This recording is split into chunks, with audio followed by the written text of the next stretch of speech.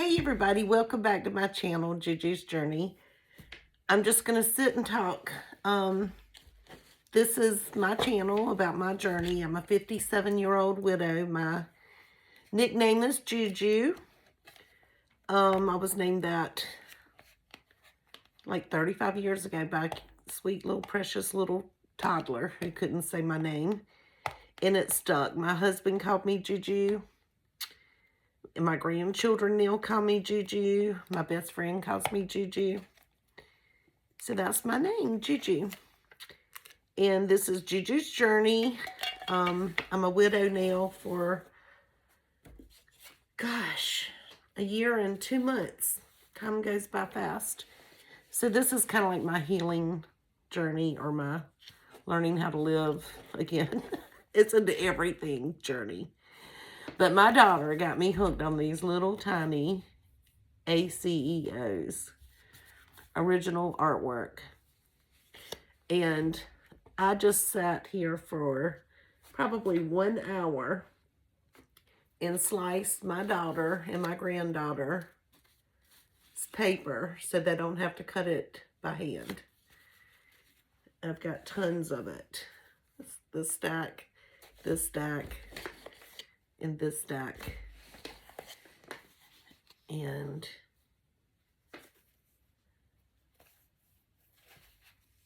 this stack.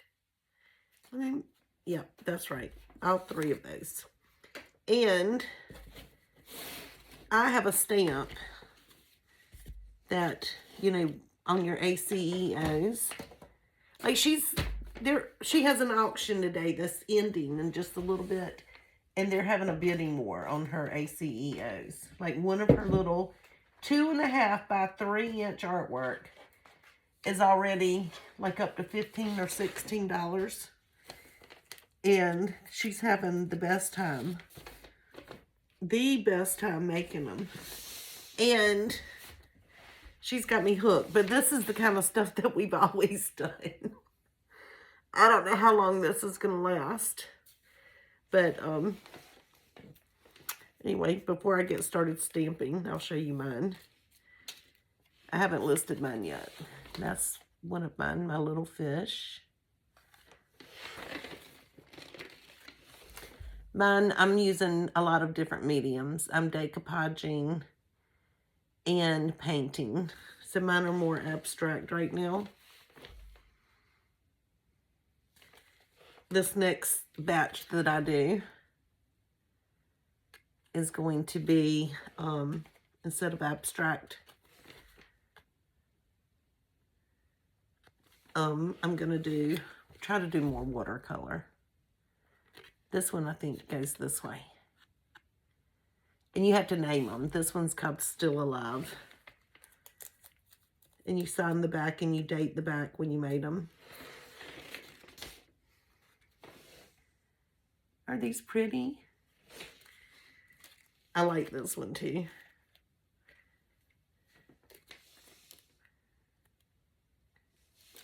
I did buy some more stuff.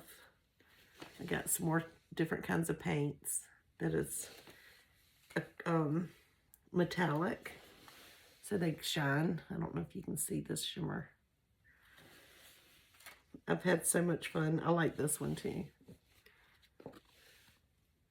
My granddaughter helped me make them. She named this one What Grows in the Dark. Let's see if she named this one. Oh, I like that one too. Quiet Places. I named that one No More Tears. And the butterfly. Aren't these cute?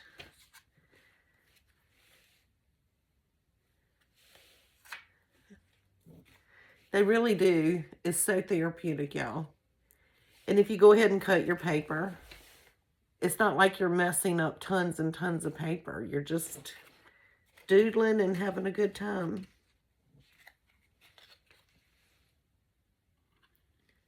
Isn't that cute?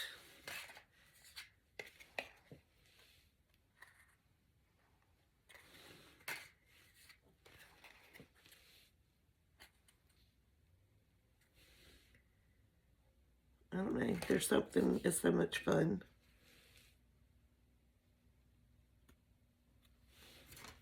And then I'll take this one out of its little packet. I like that one. Isn't that cute? And this is the one I did with acrylic the other day when we were talking. That's the finished product. Anyway, I'm addicted. So addicted. And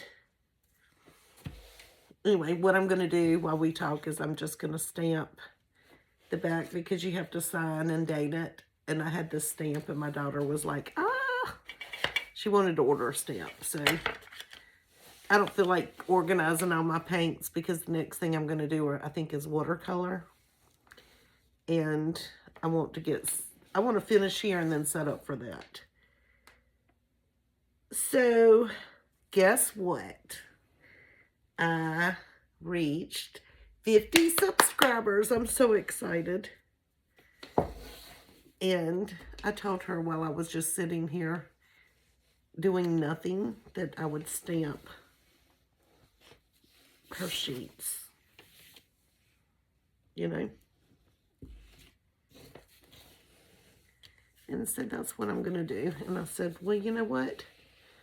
I can stamp and talk and kill two birds with one stone. This week's been pretty good.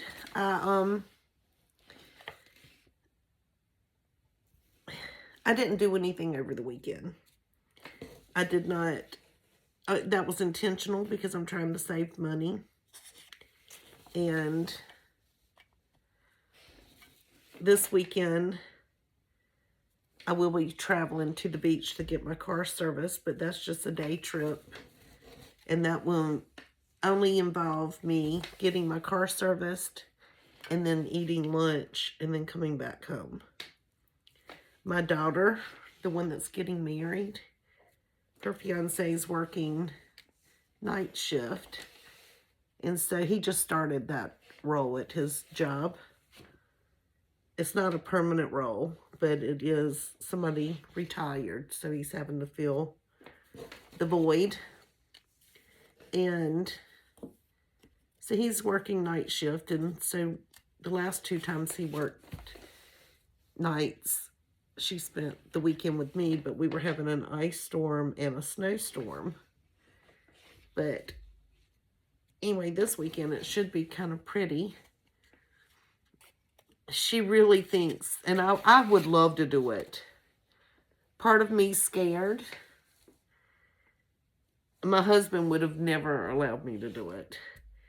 But she said it would be fun. She's a dental hygienist, y'all. She makes plenty of money. I mean, like, she's not destitute or anything. And she said we should go door dashing. And door dashing here is where you know, order fast food and somebody delivers it to your house. I guess it'd be like a Pizza Hut delivery guy, right? I told her I thought it would be fun because people in my town would think, what in the world has happened to her, you know? Like, they would be really talking smack all over town about me. Maybe not smack. Maybe they would be concerned. But they would be, wow, things are really, really hard over there if she's door dashing. What they wouldn't realize is that we would be really doing it for fun, you know?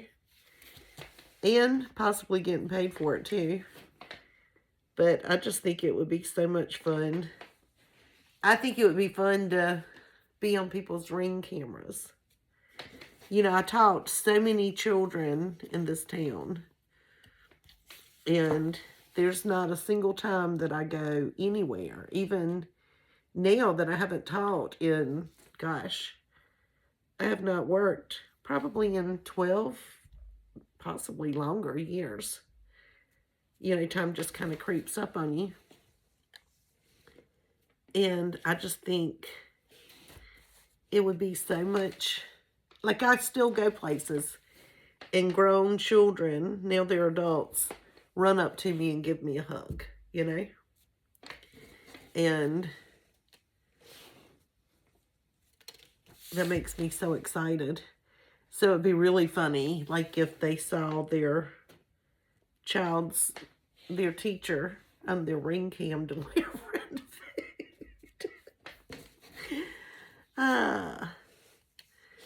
So I am very swollen, y'all. Certain foods that I eat make me swell up. It's been like that for years. Makes my fingers swell up. I'm sure it's the sodium, something like that. But in the past couple of weeks, I guess since before Christmas, first of all, I slipped. I have not drank Pepsi in like 3 years. And whenever I got sick with that bad cold, and I still have a little bit of it, I slipped and drank a Pepsi. Well, I ended up buying a 12-pack of Pepsi. And then I waited for about 2 weeks, and I ended up buying another one. Anyway, I got on my scales this morning. Typically, I was getting on every morning, especially when we were walking. So we hadn't been doing our walking because of the weather, and then you kind of get out of the routine. And I've gained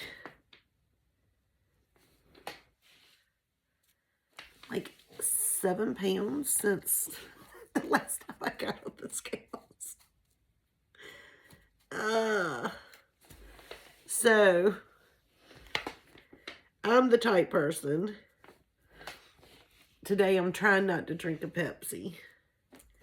But I'm the type person that thinks in my head, no, you go drink all the Pepsis and just don't buy any more. You know, just get it over with. It's like when you have that box of chocolate-covered cherries at Christmas or whatnot. You know, I always eat the box and then throw it in the trash can and get it out of my house. But I'm not going to get it out of my house without drinking it first. You know, I'm not going to give them to my daughter next door because I really want them. So I figured after I drink, and I'm not going to drink them all today, my goal is after I drink the ones that I have, and it's been about 1 a day, I'm going to not buy any more. And start doing my water again. I have all of these glass water bottles that I purchased years ago. And I have one of those, I guess it's a Brita filter. And I filter my water. I wish it would filter fluoride.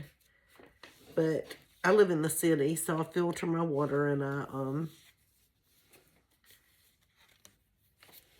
I would be set up. Every time, instead of going in and getting a plastic bottle of water, my refrigerator would be filled with enough to last me for probably like 5 days. And then I would just spend like an hour or so. Well, of course I'd wash the things, but not even an hour. I'd spend 15 minutes and get set up and replenish. And so I always had bottled water with me wherever I went, and it was very convenient. But I quit doing that around Christmas too, so that might be why I've been reaching for a Pepsi. But anyway, all I'm doing is stamping the backs of these. I told my daughter I'd go ahead and stamp hers, you know, before I just stamping away. It doesn't take much time to do this. And there's something about this repetition that is fun. I love doing stuff like this. Like, I need to take out some trash. I mean, my house could always use a sweeping and a mopping. I could always dust. I could do a lot of things. But This is the kind of stuff I can do all day long. I can do this without even any backup noise. I don't have to have the TV running or the radio on. But I did decide that I probably need to start putting the radio on. Just have some noise going, because, well, first of all, I don't even listen to new music. But maybe I should start listening to new music so I actually know those songs too. And at least I can know what's coming on if I have to turn the channel for my granddaughter not to listen to it. Music's gotten so bad. So bad. And if you're old like me, you probably, well, even my daughter didn't know. But you know that little, if you're on Facebook and you see the little shorts of, oh, the pretty girls walk like this, this, this. And they've got these cute little tiny girls, 2-year-olds, 3-year-olds, 12-year-olds, you know, all the way up, doing their little video of themselves walking like this, and this. But my daughter told Alexa or Siri, whichever one of those home things they have, to play that song so they could, I think my little granddaughter had dressed up like, you know, in her ball gown and her little high heel shoes and had bracelets and stuff on. And so my daughter was going to let her walk to that, you know. But it played the whole song. And I just challenge y'all. I mean, seriously. Go to YouTube, type in that song, and listen to the whole song. You will be blown away. But my thing is this. You know how good kids are on the computer, right? And, you know, I'm all about kids, and I love children.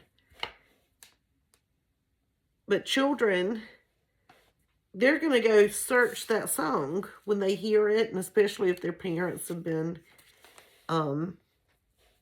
taking videos of them just doing that little section. All the pretty girls walk like this. And that's all that's said over and over again. And they're going to see the videos of other little kids doing it, and then they're going to have their parents possibly taking videos of them with that music in the background. They're going to go search that song, right? And when they search that song, and you have no clue, because all you've heard as a parent is all the pretty girls walk like this, and then all these cute little videos that you've seen plastered all over your social media, TikTok and Facebook, you're not going to sit there and think there's anything wrong with it. You're just going to, yeah, you can go listen to that song. I had my aunt last time we were before the beach, but I was over at her house playing cards, and we listened to it. I made her listen to it. She was blown away. But yeah, that's what our little kids, not older kids, are listening to. And I mean, I don't know when I became such a prude. I don't. I honestly don't. No. But I was at the beach this summer I went to the beach 3 times with each of my children. I went with my son, my daughter, and then my other daughter. So my middle child, we went in the summertime, and we went to Merle's Inlet and went down and went out on the boardwalk. And they had this cute little bar, a restaurant bar. You could, you know, that we ate and had several beverages. And they had a friend, actually a friend of my daughter and her fiance. He was actually playing there that night. He plays the guitar and sings. And so that's why we actually chose to go there. Well, at some point, he was singing with his female cousin, and they were both very talented. And you've got to understand, it's a bar. There's a bar right in the middle, but then there's tables and they're serving food. Children are great place for children. Nothing wrong with children being there. It's not that type of bar, you know. But they were taking requests. Or maybe they were taking a break. That's what they were doing. They were taking a break, and during the break, they were allowing people to come up and sing karaoke while they were taking a small break. Well, they had this little 9-year-old went up to the microphone and sang the whole entire song of Pink Pony Club. She was precious. She hit all the notes, and she was so excited. I mean, the song has such a good little beat to it. Every grown-up, there were only maybe 3 kids in the whole place, and they could have been all the same family, right? Every grown-up, not every, but a lot of them, and in the bar area, everybody was standing up, so they were kind of crowded around the stage. And they were all clapping and cheering her on, right? And they were singing with her, you know. And I wouldn't do it. I would not even, I mean, I was just like, I can't believe us as a society is sitting here cheering and clapping grown adults to this little 9-year-old singing her heart out to that song. Pink Pony Club. I'm going to keep dancing at the Pink Pony Club. And then if you watch the video,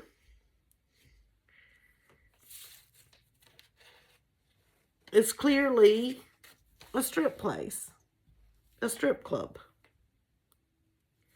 You know, these little kids have already gone and looked up Pink Pony Club on YouTube. My granddaughter, who's 6 years old, already knows how to search for things. Real easy. And so all these little kids that love that little song have gone on YouTube and watched the whole music video. Maybe they even watch them somewhere else. And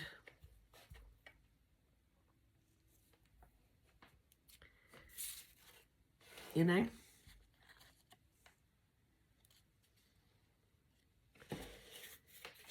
and now they think it's fun. A 10-year-old dancing at the Pink Pony Club because she just wants to have fun. You know? And then in the beginning, she's telling her mama she's sorry. But I guess her mother, of course, is going to love her forever. But I guess her mother agrees. I don't know. I think there's a little bit more in that song. I think it's also talking about, transgender people and all that stuff too. I don't know. I guess I'm old, but I mean, I know we had suggestive music, but it was suggestive. You could take it a lot of different ways. It just really wasn't spelled out, you know?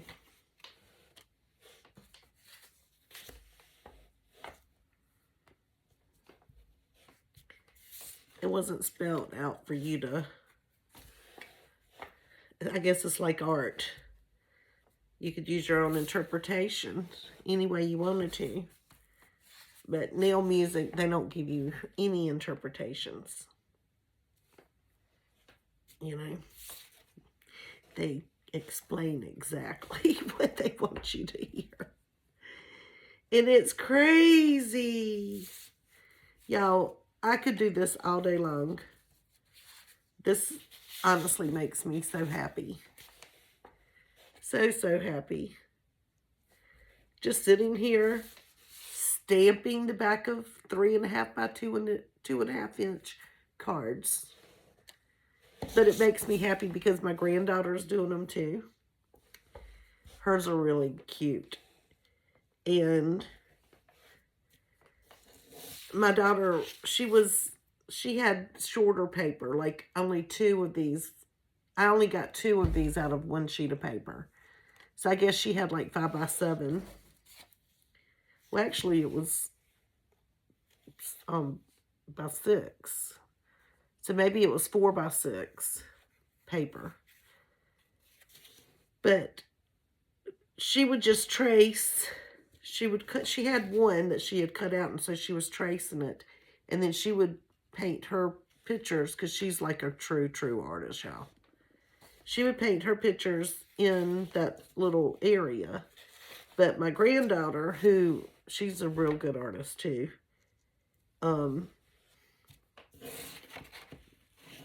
they, you know, her picture would be way bigger. And then if you wanted to cut it down to one of these, because my daughter has the whole binder set up with these little sheets in it, you know, that you put collectible cards in. And she wants to collect, you know, her daughter's art too.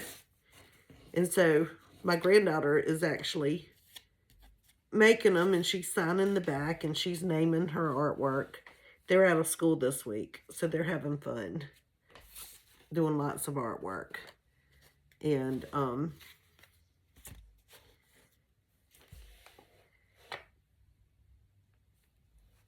anyway, she helped name the majority of my little art pieces that I created. And I think it'll be fun that they'll have these already ready for them. It'll make her know which side of the paper to use, which side to write on, because it's watercolor paper. And I bet you could actually do both sides, but I'm doing it. I'm putting the stamp on the smooth side and letting the texture side be the watercolor side. But I've been watching lots of YouTube videos. I've always liked to work. Well, I mean, I'm a preschool teacher by nature, young children. And we did lots of arts and crafts. I mean, it's good for their fine motor skills, their imagination. You know, if you were reading, you know, it's repetition in preschool. So if you were reading,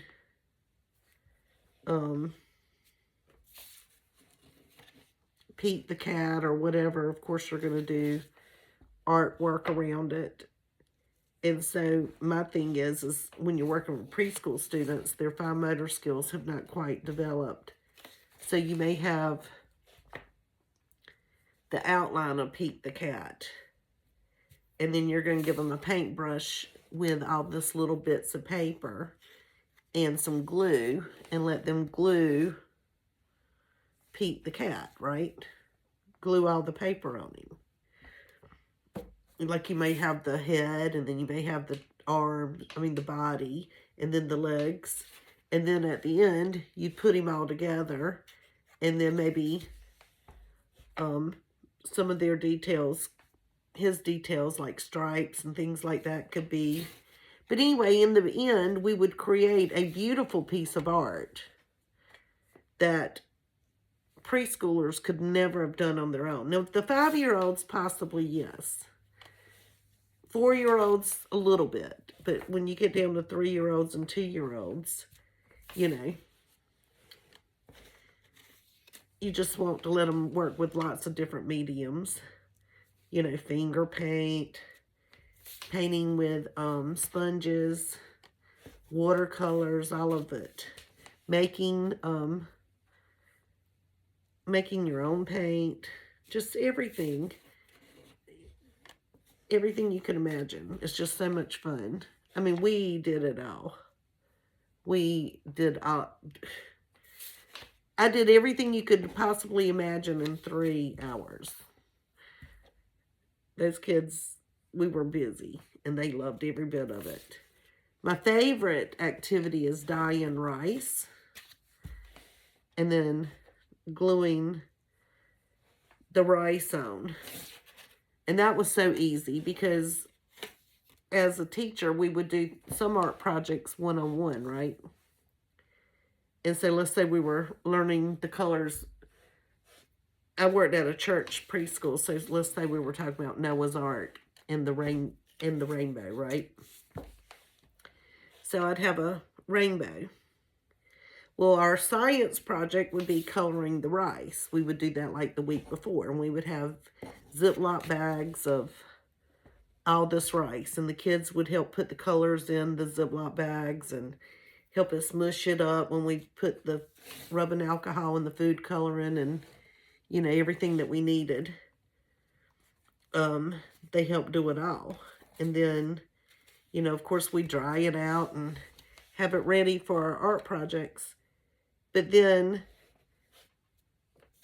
I always did like 2-week units, you know, because preschool, you cannot cover everything.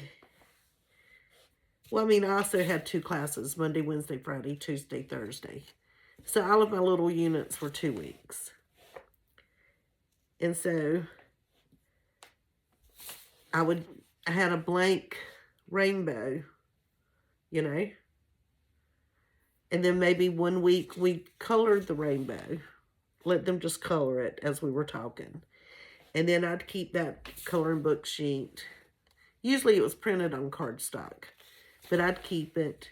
And then the next week I would, we would cut it completely out. So it would just be the rainbow. And then, but each section of the rainbow, we would work on 1 day a week. And so I would take squeeze glue and squeeze it in that one little area that they needed. And let them sprinkle their rice on. It didn't matter where it went because the only thing that was wet was that one little strip of glue. And of course, you know, you do whatever paper so you can save your rice and rice doesn't go everywhere. And then once all the kids that, you know, we would do that. And then the next day it would be completely dry. And we'd work on the next section, you know. And then at the end of the 2-week unit, they would have like a huge, like we would have let them color out like little animals. And of course we'd cut those out because they don't even color good. But I'd let them color the best they could and then cut out the actual animals off the coloring book page. And then they would glue everything to their big master picture. And they would have the whole scene of, there would be like Noah's Ark, the animals. There may be Noah and his family. You know, you may have a little snake and a little lion, 2 of them, of course. And as we, so every single lesson all day long, everything we did just was that same lesson over and over again. They loved it. But I love kids' art. I could do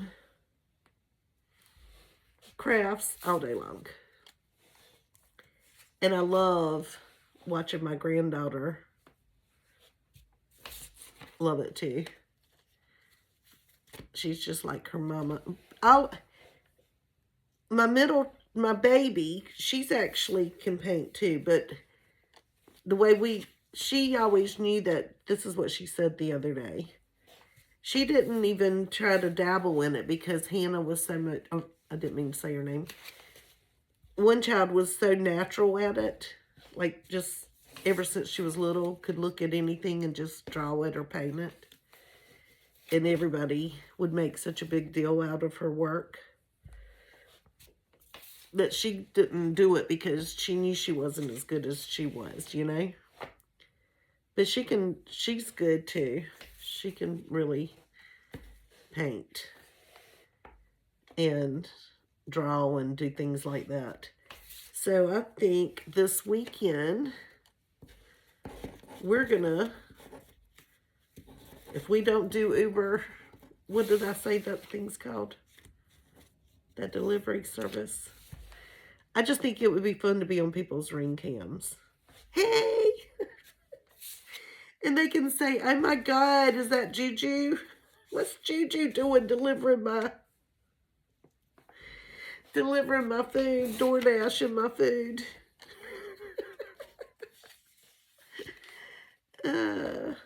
They'd probably start a GoFundMe or something just because they saw me. They would think, what in the world has happened? Since her husband passed away, she must not have any money. Well, I don't have a lot of money. I mean, I do have money. It's just, if I had access to that money, I would be broke. So that little bit of money that I do have has got to keep making money so I can have money for the rest of my life. Does that make sense? It's so wild to me. You can live like you're in college, and you need to, like you actually need to, because the price of living is so expensive. Oh my gosh.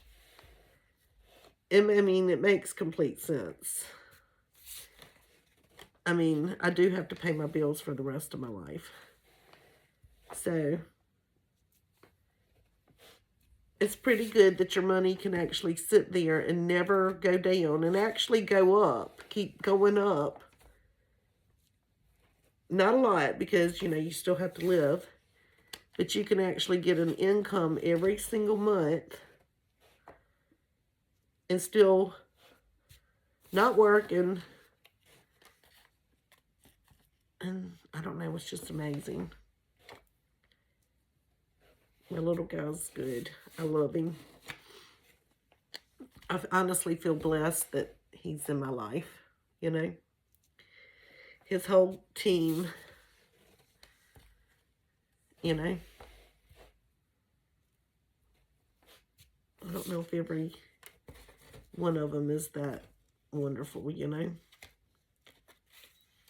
But I don't have anybody to compare it to.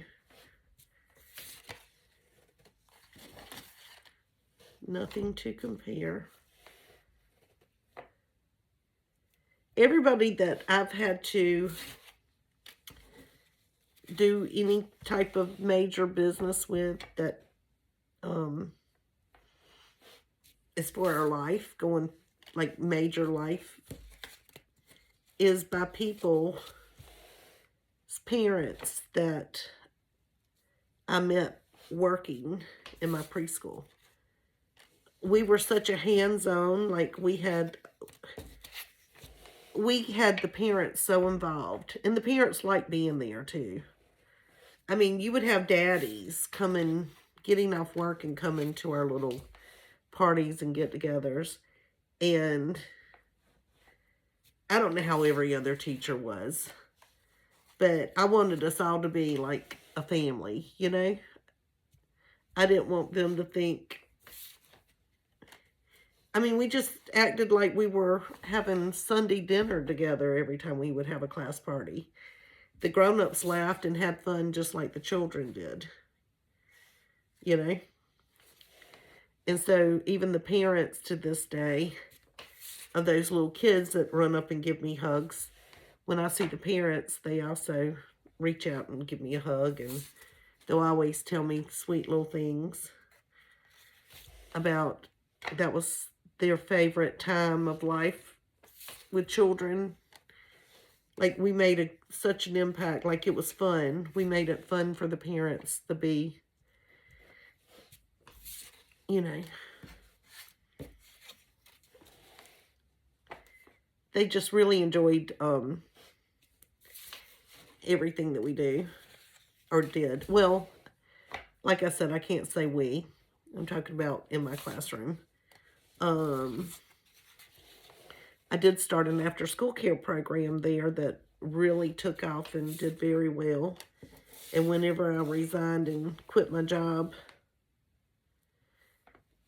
that didn't last. And then it was probably 2 years later, I was downtown. Like I said, my daughter and I started a craft booth. And I was downtown where we had it, and one of my families came in, and the little boy, who was always so shy, so shy, he finally just raised his hand because his mom and I were talking. And so I asked him, hey, what, you can talk. And he said, I just want to let you know that when you quit,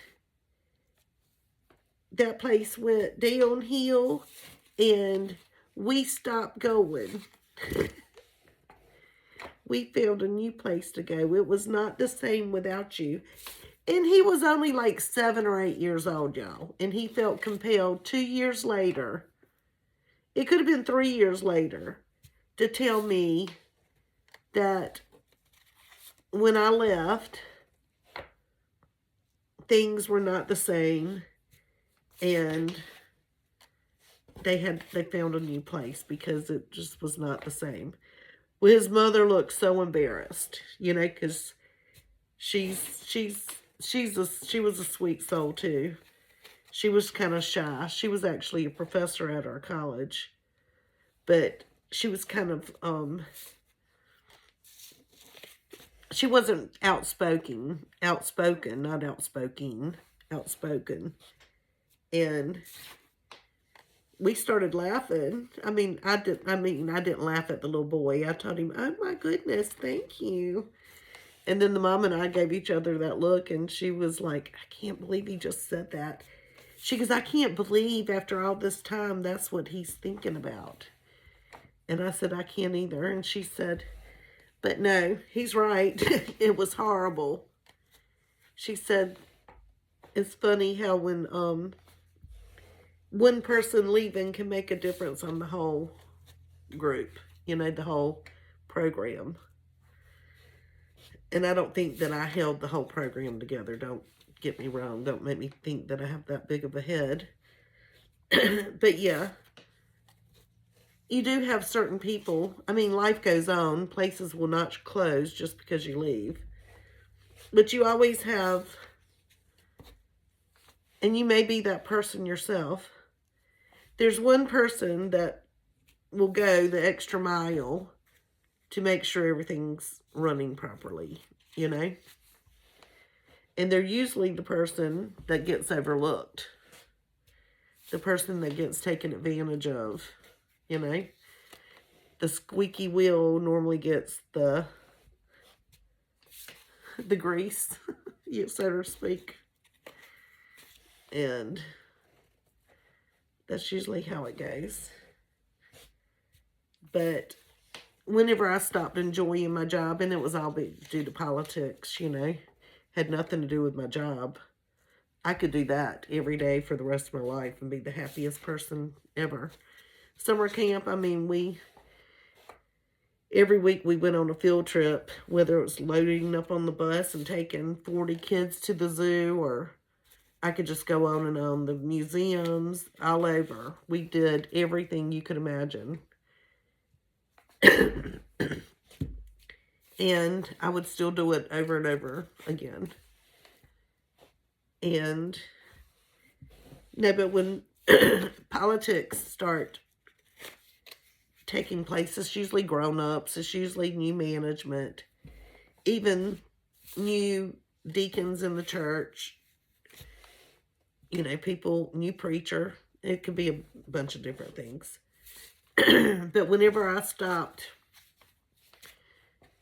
would pull up into the parking lot before work started, and I would feel like, my stomach hurt. And I didn't want to go in. And I kind of dreaded my job, you know. Yeah, I would do it for the kids. We would have fun. But it would be all the other silly stuff, you know. And I said, you know what? I had already died, literally, physically died, and been booted back to life. Spent weeks in the hospital, weeks in critical care, you know, only a few years prior. And I said, God did not allow me to live to feel like this, you know. So I resigned. I didn't make enough money to make a hill. It didn't affect me any, you know. It did not affect our living. But I mean, I made more money because then my daughter and I started doing silly things like this. I mean, we could fill a booth up and everything we did was pretty much homemade. And it was cute. And it didn't look too crafty, you know. I still see people taking pictures and I still see things that we made in their backgrounds, in their homes. But, you know, and I made way more money doing this than I ever did working my butt off. Literally, you have no idea how much work it is to work with children. It's a lot. Mental and physical. You have to love it. If you don't love it, then don't do it. But yeah, I made lots more money. All right, I did it. All of those cards I stamped when we were talking. Now, my work here is done. I can actually say bye. Thank y'all for listening. Thank you for watching me enjoy something that I really, really, really enjoy doing. This is so much fun. I mean, honestly, so much fun. I just love it. I keep telling my daughter, and I say it like this, thanks. Thanks a lot for telling me. Not that I didn't already have canvas at my house, but just to think that you can create something this big. And then you can take it and store it. Hold on, let me find the opening. I'll put one in that really matters. And you can store it in your little thing. All of your artwork can be stored right here in a binder. And then I can have my granddaughter's artwork, my daughter's. We can trade. I can have artwork from all over the world. I'm excited. I don't know why this silly little thing is making me so excited. But I love it. Absolutely love it. Anyway, y'all have a great day. Talk to you later. Bye.